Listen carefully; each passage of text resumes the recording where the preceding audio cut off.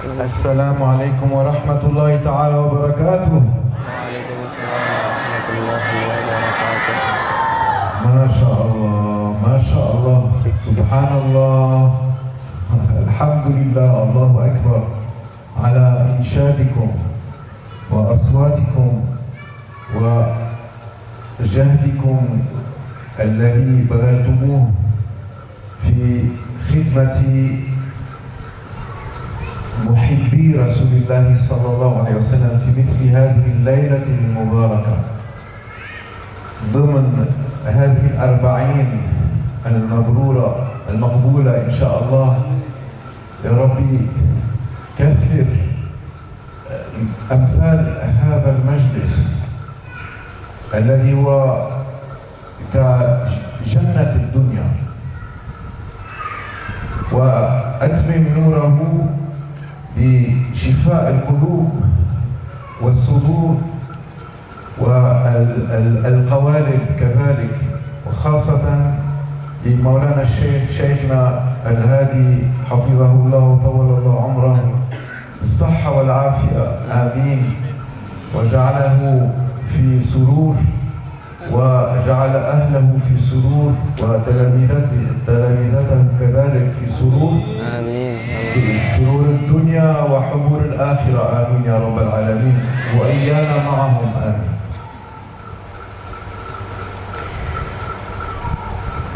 Bismillahirrahmanirrahim. Assalamualaikum warahmatullahi wabarakatuh. Alhamdulillah wassalatu wassalamu ala rasulillah wa ala alihi wa sahbihi wa mawalah wa la hawla wa la quwwata illa billah. Rabbi shrah li sadri wa yassir li amri wa hlul 'uqdatam min lisani yafqahu qawli. Subhanaka la ilma lana illa ma 'allamtana innaka antal alimul hakim. Shadaqallahul azim. Beliau guru kita telah menyampaikan kepada diri kita akan pujian kepada Allah Subhanahu wa taala. Beliau mengucapkan ribuan terima kasih kepada kita para hadirin wal hadirat atas semangat kita, atas suara kita, atas kesungguhan kita dalam meramaikan, dalam mengagung-agungkan daripada Maulid Nabi Muhammad sallallahu alaihi wasallam pada malam hari ini. Dan beliau berdoa kepada Allah Subhanahu wa taala, mudah-mudahan majelis semisal demikian ini Allah Subhanahu wa taala banyakkan. Allah Subhanahu wa taala sebarkan ke seluruh antero penjuru daripada Nusantara ini, bahkan dunia ini.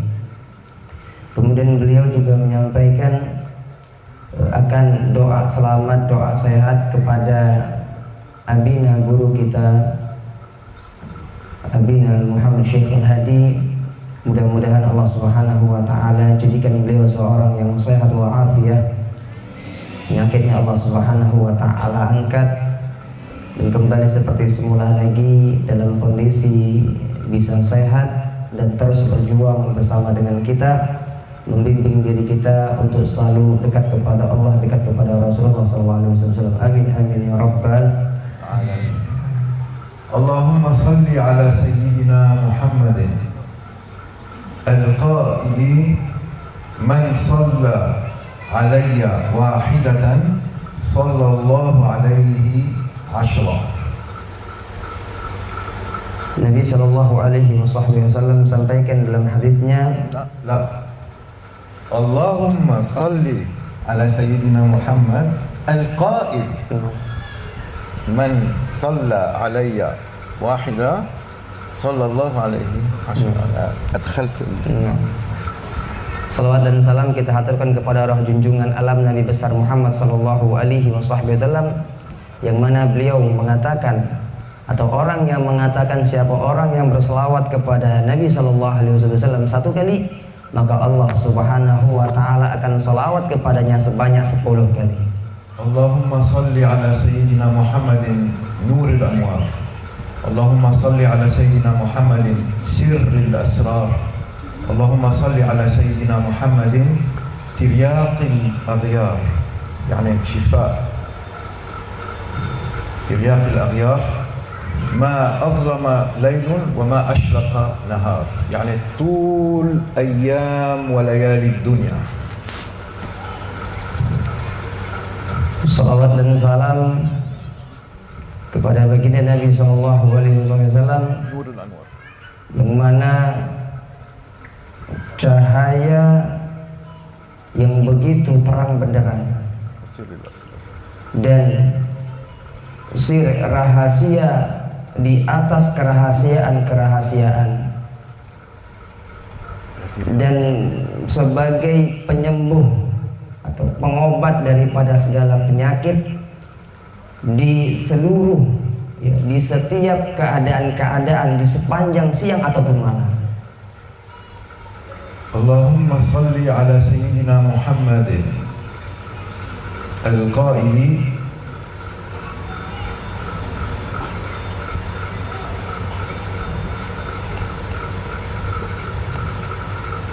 اللهم صل على سيدنا محمد الفاتح لما أغلق والخاتم لما سبق. اللهم صل على سيدنا محمد القائل إنما أنا الرحمة المهداة.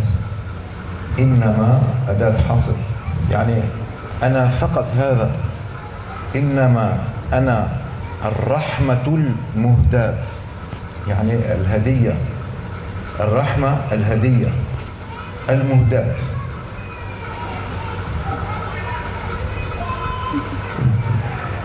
Salawat dan salam kita haturkan kepada roh junjungan alam Nabi besar Muhammad Sallallahu Alaihi Wasallam, yang beliau mengatakan, sesungguhnya aku itu adalah pemberi rahmat. Al-muhdat ini Al-muhdat bermakna يعني التي أعطيت كهدية. Sesungguhnya Nabi Sallallahu Alaihi Wasallam itu adalah rahmah, ya, yang memberikan kasih sayang, ya, pemberi kasih sayang yang itu sebagai hadiah untuk kita semua. Itulah dia Nabi Muhammad Sallallahu Alaihi Wasallam adalah rahmah, ya, kasih sayang, penuh dengan kasih sayang, penuh dengan rasa cinta yang memang dihadiahkan untuk kita. هذا الحديث الشريف طلب للناس أجمعين أن يشكروا الله على هذه الرحمة المهداة، يعني هو يقول أنا هدية لكم من الله سبحانه وتعالى. من الذي أعطاها؟ يعني المهداة يعني التي أعطيت. من المعطي؟ الله سبحانه وتعالى. إذن هناك ذكر مخفي لله سبحانه وتعالى في هذا الحديث الشريف. إنما أنا رحمة مهداة، معناه إنما أنا الله سبحانه وتعالى أرسلني رحمة وهدية لكم، يعني جراتيس هكذا بدون عمل منكم. مهداة، هدية، كادو. أيوة kado. Kado. Baik, guru kita menyampaikan para hadirin wal hadirat daripada hadis Nabi Sallallahu Alaihi Wasallam yang begitu agung, innama ana rahmah muhdah. Jadi beliau menjabarkan sesungguhnya Nabi Sallallahu Alaihi Wasallam itu adalah kado, kata beliau, kado yang Allah Ta'ala berikan kepada kita, hadiah yang Allah Ta'ala berikan khusus untuk kita. Apa hadiah tersebut? Yaitu Rasulullah yang mana beliau Nabi Sallallahu Alaihi Wasallam Allah Ta'ala penuhkan dengan kasih sayangnya Allah Subhanahu wa Ta'ala, dengan sifat kasih sayangnya Rasulullah kepada kita. Maka kata Nabi, innama ana rahmah muhda, itu seperti Allah Ta'ala mengatakan, kalian wahai hamba-hambaku, kata Allah, ini ada hadiah berupa Nabi Muhammad yang aku khususkan, aku berikan kepada kalian, yang dipenuhi oleh Rasulullah adalah kasih sayang. والحديث أيضا من تواضع الرسول صلى الله عليه وسلم، لأنه كأنه يعني وصف نفسه بشكل بسيط جدا، إنما أنا رحمة مهداة. 4 كلمات من جوامع الكلم، لكن ما فصل. طيب كيف يا رسول الله؟ يعني بأي شكل؟ كأنه يقول لك فكر فكر. ماذا يقول الله سبحانه وتعالى في هذا المجال؟ يقول شيء مفصل أكثر بكثير في القرآن الكريم، كأن الرسول صلى الله عليه وسلم يريد أن يتواضع والله سبحانه وتعالى يظهره للناس. وسأذكر الآية إن شاء الله. Jadi saudara yang dimuliakan Allah Subhanahu wa taala, di dalam hadis yang telah kita sebutkan tadi, innama ana rahmah muhda, itu Allah Subhanahu wa taala ingin menampakkan kepada kita bagaimana akan tafsil ya, penjelasan perincian akan kemuliaannya baginda Nabi Muhammad sallallahu alaihi wasallam. Dan beliau, guru kita Syekh Jibril, akan memberikan beberapa dalil dari ayat suci Al-Quran binisbah atau tentang daripada hadis Nabi SAW yang tadi.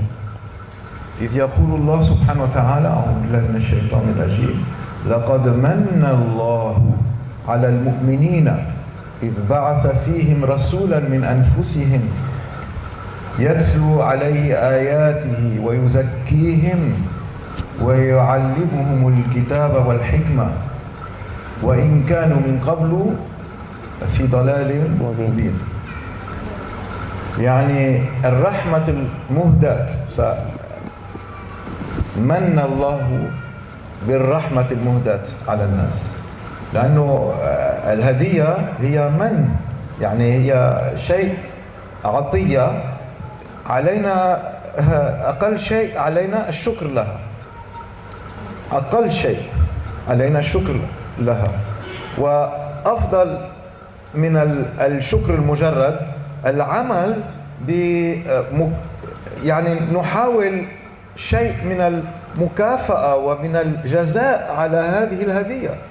كلما كانت الهدية عظيمة كلما كان الضغط pressure عليك أقوى، أن يعني تجازي بشيء تعطي شيء حتى تظهر فرحك وسرورك وشكرك، ليس فقط بالجنان وليس فقط باللسان ولكن باليد أيضا. يعني أنا أعطيك كادو، أنت تقول لي شكرا يا أخي، ولكن إذا قلت لي شكرا يا أخي وأنا عندي أيضا كادو لك، هذا أقوى، ما هيك؟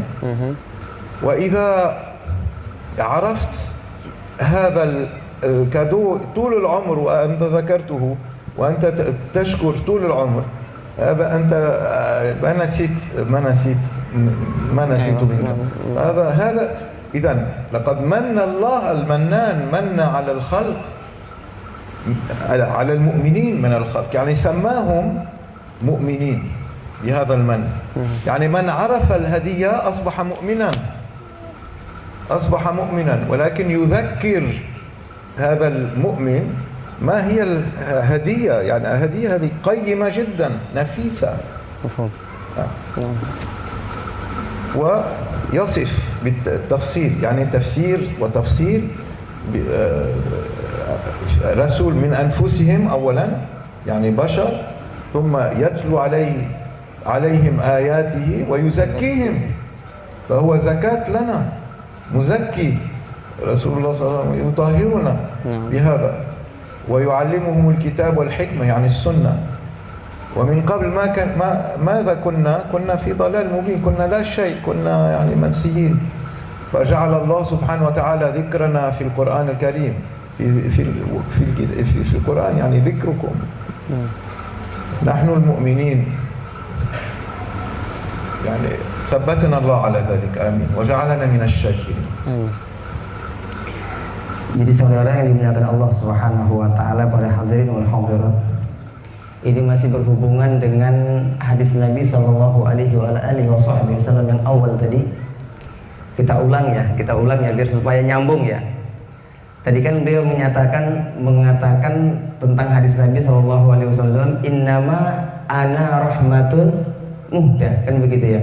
Yang mana kurang lebih artinya sesungguhnya Rasulullah, aku kata Rasul itu adalah rahmat yang memang Allah Ta'ala berikan hadiah untuk untuk kita, rahmat. Jadi Nabi itu adalah ya rahmat, memang penuh dengan kasih sayang yang memang Allah Ta'ala hadiahkan untuk kita.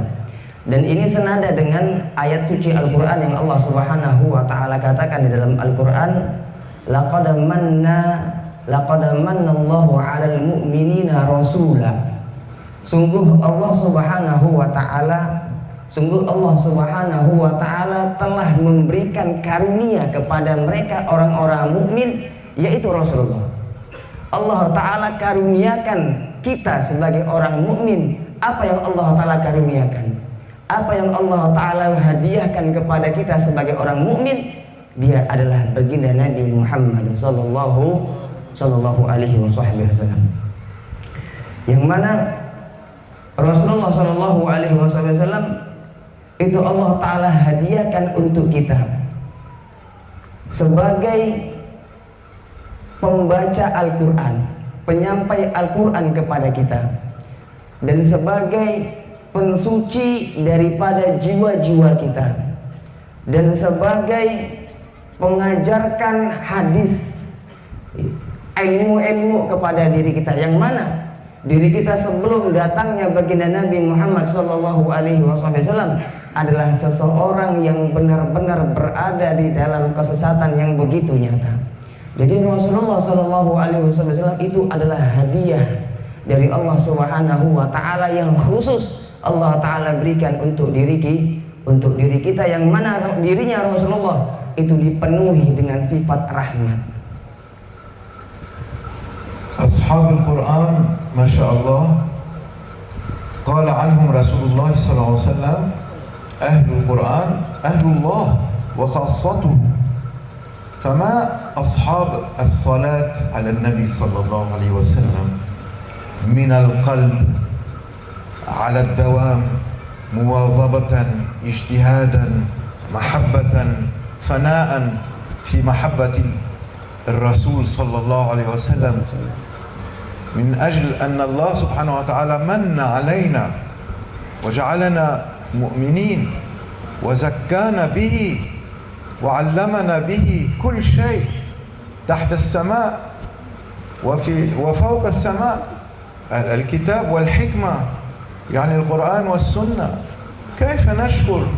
ما نستطيع لا عملا ولا قولا ولا حالا إلا أن نقول اللهم صل على سيدنا محمد، صلوا عليه، اللهم صل على سيدنا محمد وعلى آله وصحبه وسلم. ممكن كرر مرة ثانية. نعم. الله سبحانه وتعالى جعل أهل القرآن أهله، يعني كالورقة. لا، نعم، أهل القرآن أهل الله. فسبحان الله. وخاصته أيضا، خاصته يعني من المقربين إليه، خاصة يعني خاص لله سبحانه وتعالى. أنت لي، كما يعني من مثل ما قال لي سيدنا موسى عليه السلام، يعني خلقتك لي، فكيف بي بسيد الأنبياء والمرسلين؟ فهذا شرف عظيم، هذا شرف لحملة القرآن. طيب، حملة الصلاة على النبي صلى الله عليه وسلم الذين هم أهل الصلاة على النبي، أنتم أهل الصلاة على النبي صلى الله عليه وسلم. لذا أنا كنت أسمع من حجرتي سبحان الله وأقول مثل جنة على الأرض، أنا في غرفتي في حجرتي أنا أنتظر انتظار، يعني متى عندي إذن أنزل وأجلس معكم. الجنة على وجه الأرض، لأنه مجلس صلاة على النبي صلى الله عليه وسلم بهذه الأصوات المتقنة والصافية والجهد المبذول. شكر الله سعيكم وتقبل الله منكم من أجلنا شفاعة لنا ولأهل الحي أجمعين. هذا كفارة 70 مجلس إن شاء الله، 70 مجلسا أنتم طهرتموهم جميعا بهذا المجلس الواحد، طهارة لنا، لأن الصلاة على النبي صلى الله عليه وسلم طهارة لنا، نعم، لألسنتنا ولأرواحنا وقلوبنا. فأهل القرآن أهل الله وخاصته، أهل الصلاة على النبي صلى الله عليه وسلم أهل الرسول صلى الله عليه وسلم خاصته إن شاء الله. Saudara yang dimuliakan Allah Subhanahu wa taala, guru kita menyampaikan ahli Al-Qur'an itu adalah keluarganya Allah. Ahli Al-Qur'an adalah keluarganya Allah. Begitu juga orang yang ahli dalam bersalawat kepada Rasulullah Shallallahu Alaihi Wasallam, maka beliau juga adalah keluarganya Rasulullah. Sampai beliau menceritakan ketika beliau berada di atas di kamar, beliau mendengar kita dari awal sampai sejak kedatangan beliau, kita bernasyid bersalawat kepada Rasulullah, membacakan akan maulid-maulidnya Rasulullah. Beliau mengatakan, ini kapan aku dikasih kesempatan izin ini untuk turun segera berkumpul bersama kita. Beliau mengatakan kita ini adalah berada di sorga dunia, dengan sebab kita mengeraskan suara kita akan bersalawat kepada baginda Nabi Muhammad SAW. Maka sampai beliau menyatakan kita yang bersalawat kepada baginda Nabi, kita keraskan suara kita baguskan bacaan kita mungkinkan akan bacaan kita untuk bersenandung salawat kepada Rasulullah SAW. Maka ini adalah kafaroh, penghapus, penggugur, perontok daripada majelis-majelis lalai yang ada di luar sana.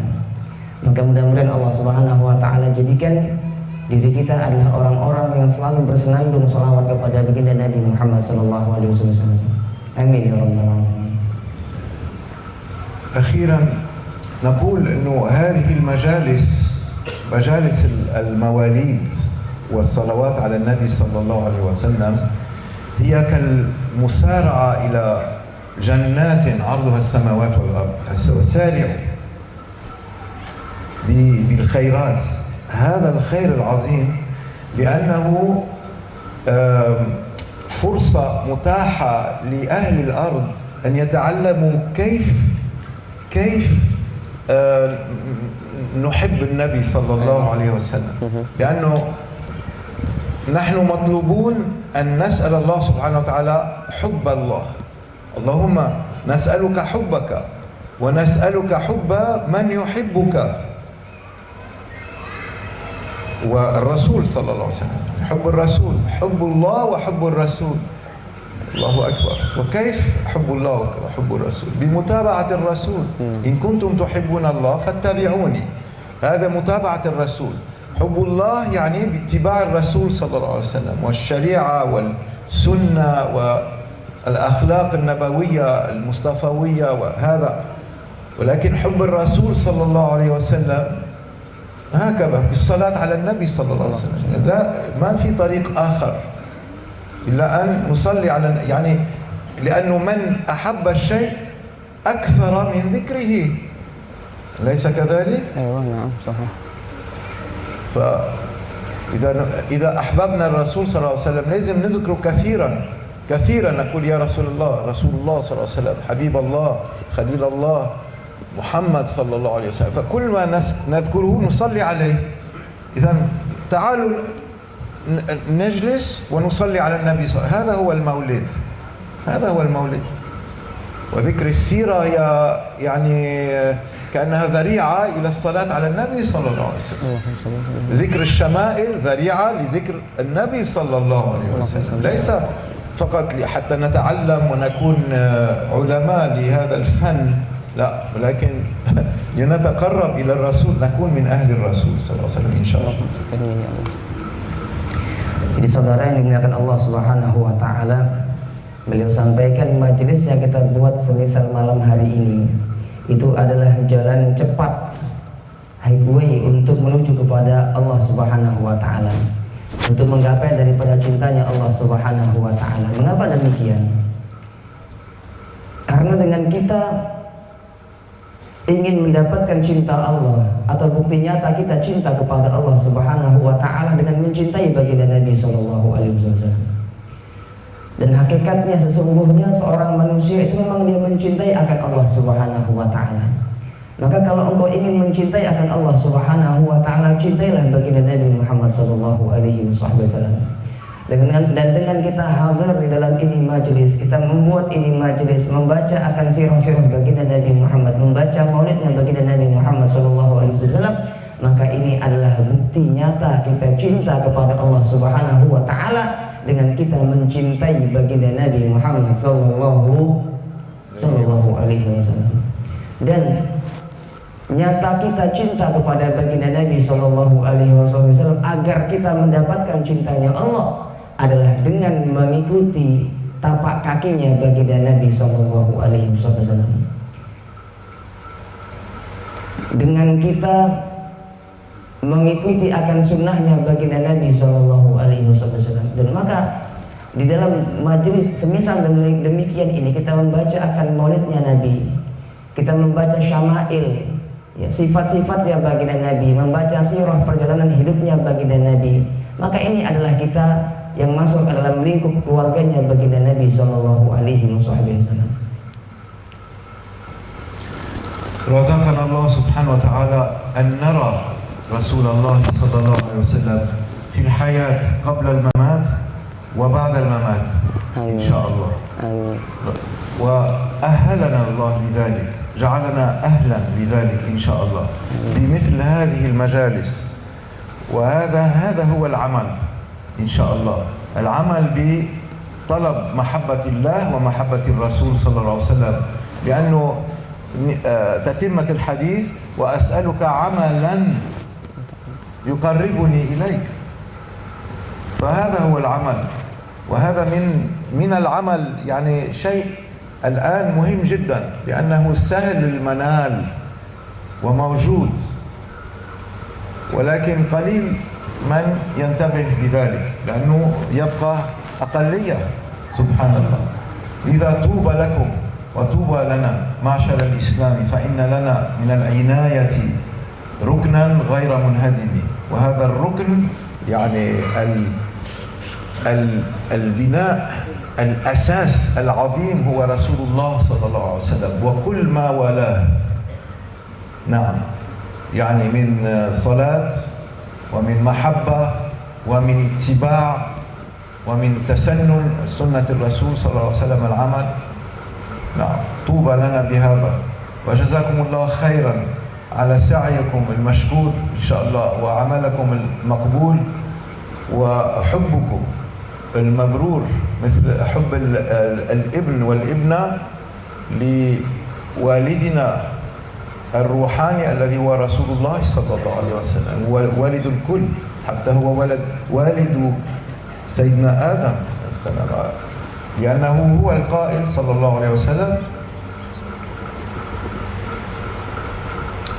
أنا سيد ولد آدم يوم القيامة ولا فخر، آدم ومن دونه تحت لوائي يوم القيامة ولا فخر. Saudara yang dimuliakan Allah Subhanahu wa taala, beliau memberikan doa kepada kita, mudah-mudahan Allah Subhanahu wa taala berikan rezeki kepada kita dapat memandang wajah baginda Nabi Muhammad sallallahu alaihi wasallam, baik ketika di masa kita hidup ataupun setelah kita kematian, insyaallah. Mudah-mudahan Allah taala berikan rezeki tersebut, amin amin ya rabbal alamin. Kemudian saudaraku yang dimuliakan Allah Subhanahu wa taala, amal ini adalah amal yang begitu agung, amal yang begitu mulia, amal yang sungguh dipandang oleh Allah Subhanahu wa taala. Kemudian beliau menyambung, saudara yang dimuliakan Allah Subhanahu wa taala, Nabi sallallahu alaihi wasallam itu adalah Sayyidul Anbiya, tuannya para nabi. Bahkan di dalam satu hadis ya, yang disampaikan oleh Nabi sallallahu alaihi wasallam yang beliau nukil, kata Nabi sallallahu alaihi wasallam, ana sayyidu waladi Adam wala fakhra. Aku itu adalah tuannya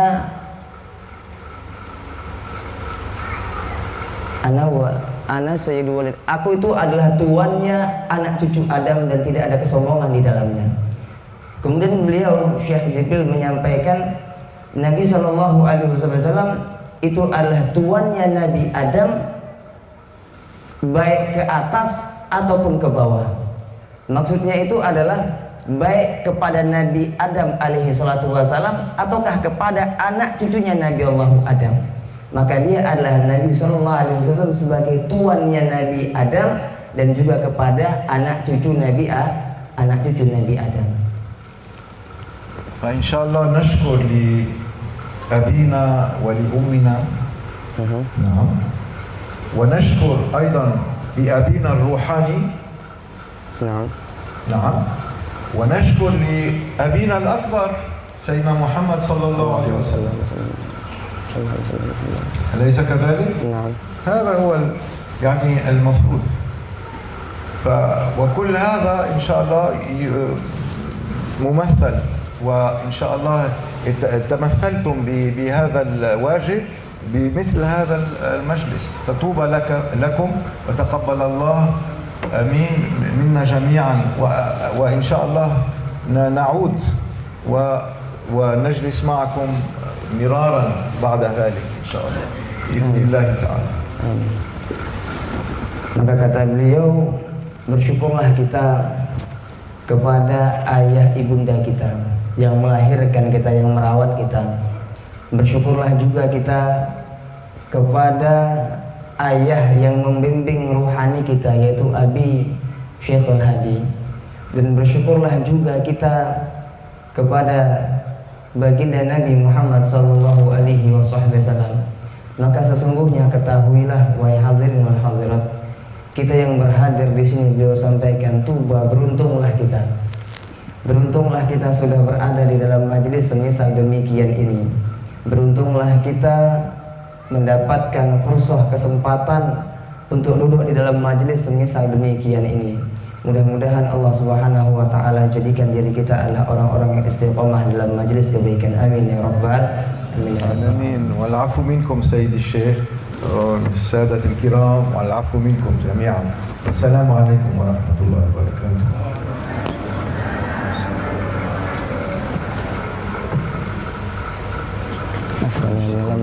شكرا.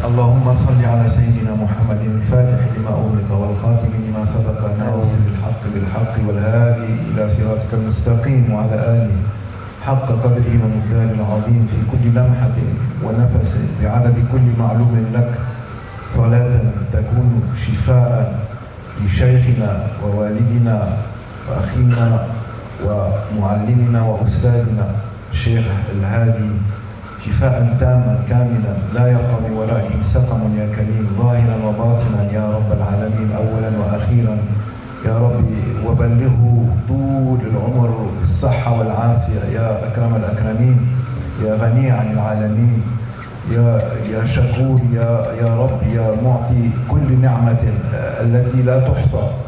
اللهم لك الحمد والشكر، اجعلنا جميعا على نعمك التي لا تحصى الظاهرة والباطنة من عبادك الشاكرين. وليس لنا يا رب إلا الشكر لك والحمد لك على الدوام. وصلى الله على سيدنا محمد سيد الأنام دائما أبدا.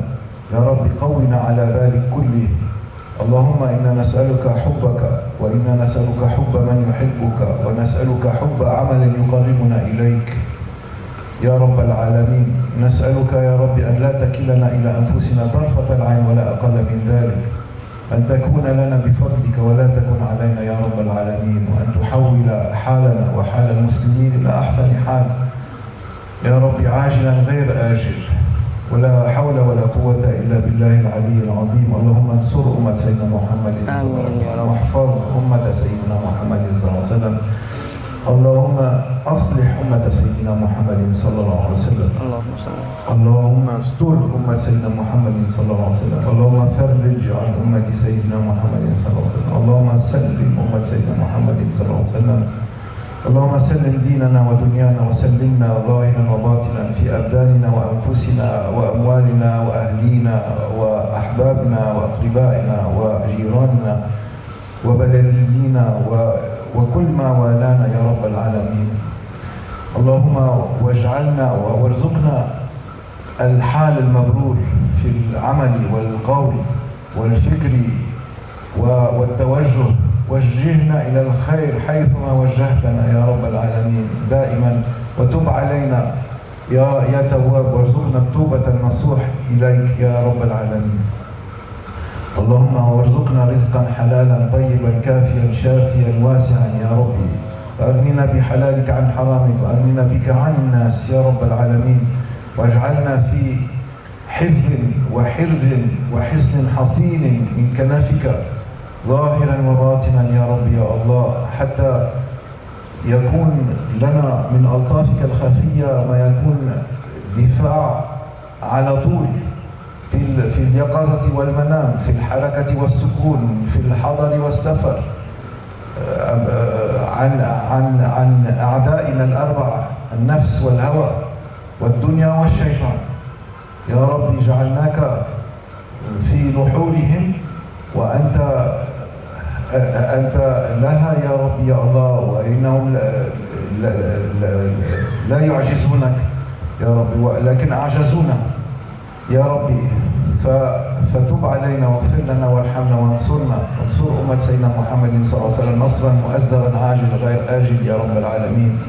وارحمنا رحمة كافة عامة يا رب العالمين، وخاصة أهل هذا المجلس أصولهم وفروعهم يا رب يا الله، الحاضرين والغائبين والمواظبين عليه والمقيمين عليه، واجزهم عنا وعن أمة الحبيب صلى الله عليه وسلم خير الجزاء. سبحان ربك رب العزة عما يصفون وسلام على المرسلين والحمد لله رب العالمين. بحرمة الحبيب، بحرمة الفاتحة، اللهم صل على بسم الله الرحمن الرحيم. الحمد لله رب العالمين الرحمن الرحيم مالك يوم الدين إياك نعبد وإياك نستعين اهدنا الصراط المستقيم صراط الذين أنعمت عليهم غير المغضوب عليهم ولا الضالين آمين.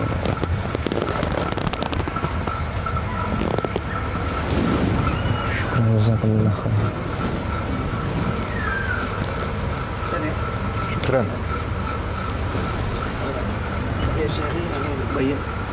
بيعت؟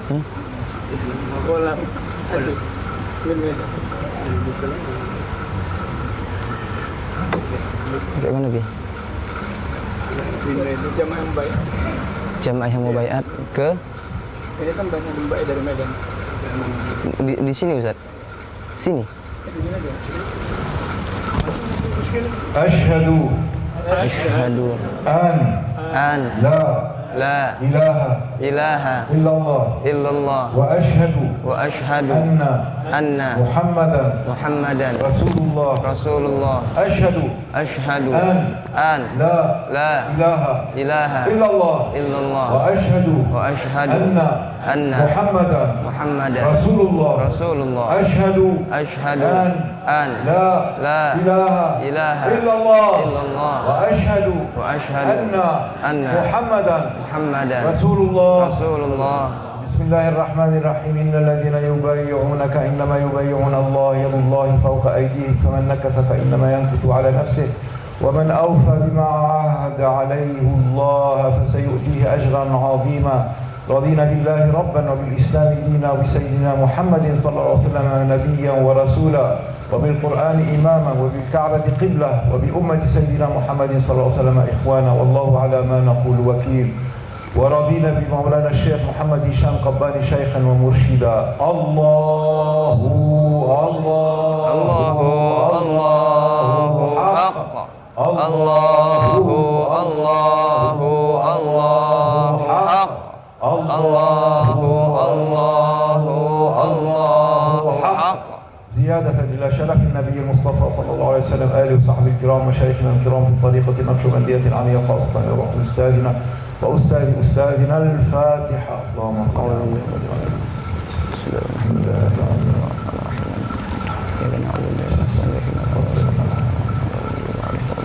آمين.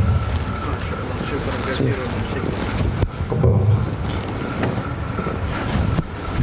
اللهم صل على سيدنا محمد. في قصيدة وداع.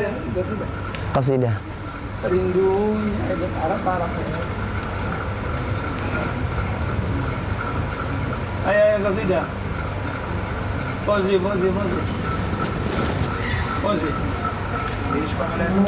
Bismillana.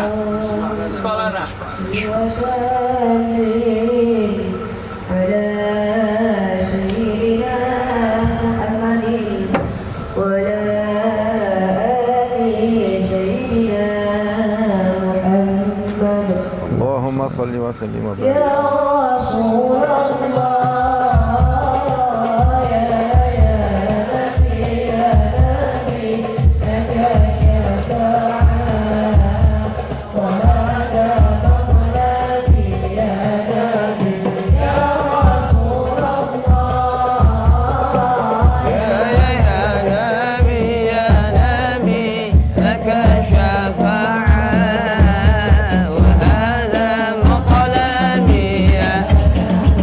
Yeah.